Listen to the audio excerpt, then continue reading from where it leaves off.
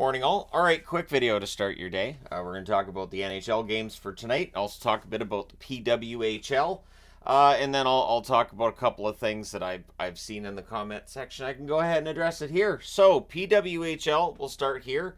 Toronto up 2-0 on Minnesota. Minnesota talked a good game, but out on the ice, Toronto beat them 4-0 in the first game, and last night beat them 2-0. So now on Monday in Minnesota, that team faces a must-win situation. It is a best-of-5 series.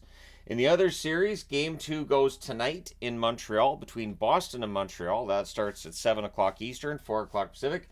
Boston won the first game in overtime 2-1. So the women's game, the scoring low. Not a lot of scoring in the league, but pretty good competitive league. And it looks like we might get Boston and Toronto maybe in the final. We'll see what Montreal does. Maybe we get Toronto and Montreal. Maybe Minnesota does the 3-game reverse sweep, but we'll see. But yeah, let me know your thoughts on that in the comment section below, because why not? I'm wearing the Montreal jersey because, again, it's the one PWHL jersey I have. Looking forward to next season when they have names and logos and everything. You won't see that in the NHL. Oh, wait. Yes, we will. All right, 2 games tonight in the National Hockey League. One starting at 7 o'clock Eastern, 4 o'clock Pacific, and one starting 3 hours later. The New York Rangers lead 3-0. They lead the playoffs 7-0. They haven't lost anything yet. Trocheck, 5 goals, 7 assists, 12 points, having the best playoffs he's had in his career. Zibanejad right there with him, 3 goals, 9 assists, 12 points. And Adam Fox, 4 assists. Might be due for a goal. Igor Shesterkin, a .935 save percentage for him. Just an amazing playoffs from everybody on the Rangers. It's been great to watch. On the Carolina side, Aho, 2 goals, 7 assists, 9 points. They need something from him. Gensel, 4 goals, 4 assists, 8 points. They rented him for a reason. He needs to come through tonight. And Brady Shea, 7 assists for Shea. He's due for a goal. We'll see if he gets that tonight. I don't know if it matters who's in net, because I don't think that the goaltending for Carolina, whether it's Freddie Anderson or Kochetkov, are quite on that level of Shesterkin's.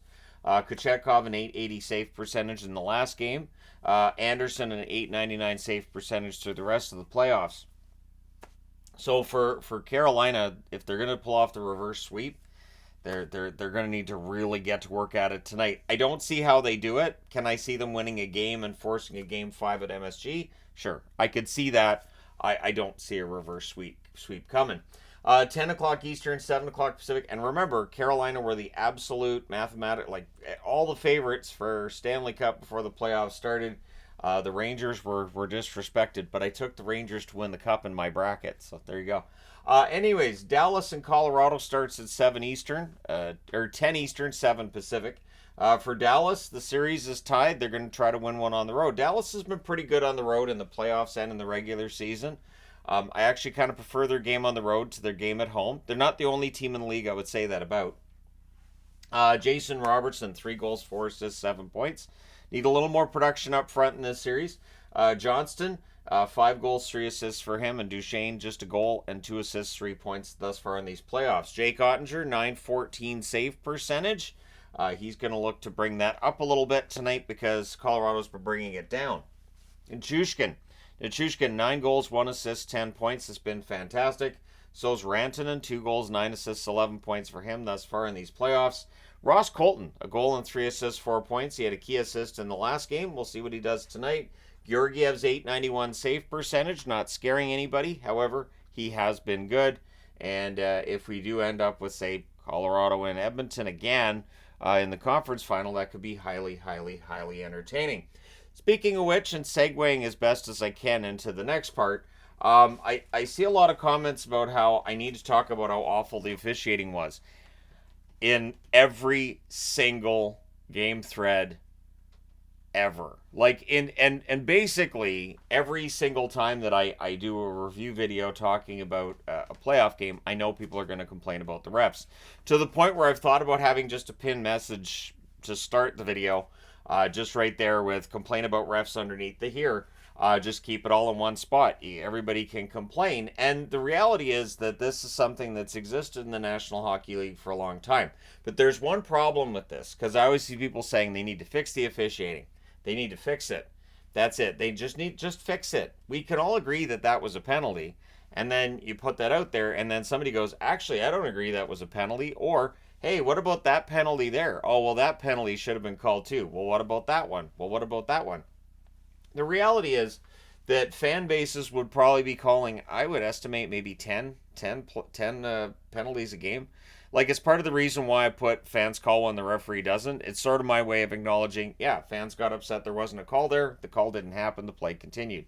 The reality is that the team that wins the game very often is the team that deserves to win. Yes, there are times where the team that deserves to win doesn't, but it happens. It happens. And so I'm not going to say that officiating costs a team necessarily. Do I get upset about officiating at times? Yes. Do I mention it in videos at times? Absolutely. But have I ever stood here and said, well, if it wasn't for the refs screwing my team over? No, because I don't buy into that. I've never really bought into that. I can't get there. It's just I understand that certain officials tick off certain fan bases. I totally get that, but I'm not going to get into the whole, well, because of this official, my team lost the game. The other thing I wanted to address as well, the video that I made on which teams I was rooting for this year, I did start seeing the comments of, I knew he hated my team. See, I said it all year. No, see, this is part of the reason why I don't get into who I cheer for. This is part of the reason why when I did that video I didn't do like 1 through 32, is because then that comes up of, that means that if a team is 31st, oh, well, he hates them. The reality is during the regular season, very often there's 10 or more games on. I don't have time to be ticked off about anybody or anything, usually, on a really busy night. So the reality is that I don't really root for or against teams on any given night. And when it comes to how I decide power rankings, it has absolutely nothing to do with it. Nothing. It is just, I thought this team was impressive in this win. I thought this team wasn't impressive in this loss, or I thought this team was impressive in this loss, and so I move teams around based on that. But that's why I watch as much hockey as I can. Is because I want to make sure the power rankings are as close as possible. I've not been shy about busting down Boston, Dallas, Vancouver. I've not been shy either about rewarding teams on the power rankings who I feel like are playing really well, no matter how I felt about them at times. But it does change from year to year. So who I rooted for last year did not match who I rooted for this year. And it's not going to match next year either, because when the next season starts, storylines change. So there is a very good possibility that over the next couple years, the teams I've been rooting for from one night to the next may change, just because the storylines change. The players on those teams change. The only thing that doesn't change is Vancouver, Boston, Dallas. Outside of that, everything is eligible for some kind of a change. And then the question of what causes me to actually hate a team.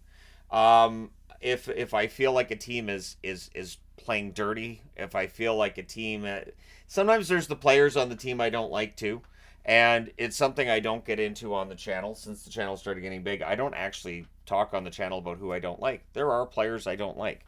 There are players who I feel like, wow, that guy's a diver. There are definitely players I feel that way about. But when I'm doing a review or when I'm doing a video on the internet, I don't feel like that adds anything of value to the video. And so I'm not going to bring it up. I feel like it comes across as sour grapes. I feel like it comes across as being petty. And so, yeah, my hate for teams is not what it was. I've talked about that before. I used to hate on a lot of teams that were against teams I rooted for. I really don't anymore. It's very rare. Last year, in the first round, Boston, Florida, I didn't like Florida. I didn't like how Florida was playing. This time around, I don't have a problem with Florida. I don't. Boston's just losing against Florida. It's fair. I know people don't like the officiating, but yeah, Florida's been the better team. So from one season to the next, it can change. Absolutely, it can change. And so that's part of the reason why I don't get into the who I cheer for and who I don't. I always like to throw a video out here and there just to sort of like a test, and I find out pretty quickly that that'll lead to some going, aha, that confirms. But then there's also the people too that go, oh, don't buy it. He doesn't actually cheer for Vancouver. Because sure, why not? I've been lying to myself for over 40 years because it's fun. But anyways, I just wanted to talk about this a bit in the video today, and I figured, there's just the 2 games tonight. Do that preview first, then we can discuss this now. So let me know your thoughts in the comment section below, as always. Don't forget to hit like and subscribe if you haven't done so already. Thank you guys so much for all your support. And remember, if we ever did go to a system where there's an eye in the sky for officiating and everything, we still would never agree on what is or isn't a penalty because we don't agree with each other. So how in the world is the NHL going to fix it so that everybody's like, yep, officiating was great tonight? It's never going to happen. Ever. All right, I will talk to you again soon.